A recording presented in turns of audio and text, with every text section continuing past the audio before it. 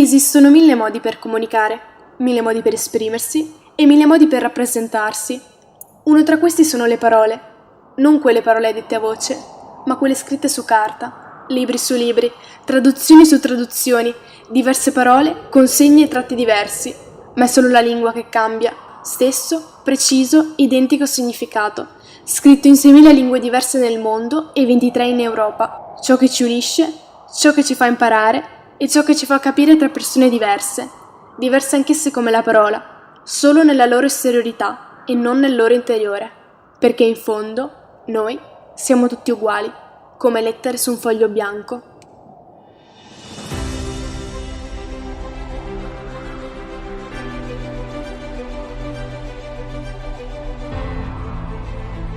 Siamo 741 milioni di persone.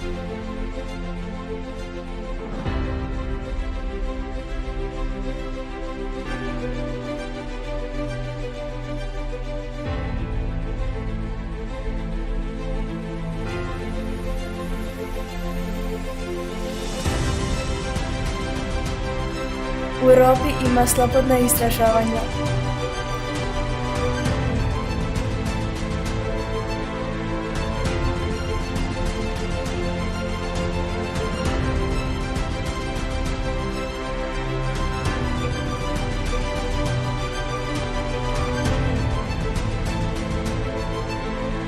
Wir haben hier in Deutschland die reichsten Wirtschaftsmächte der Welt.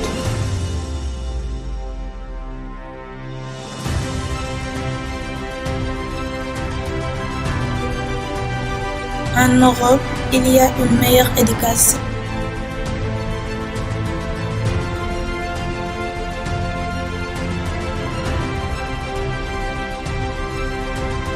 En Europa se eliminó la malnutrición en el 1700 gracias al utilizo de nuevas técnicas agrícolas.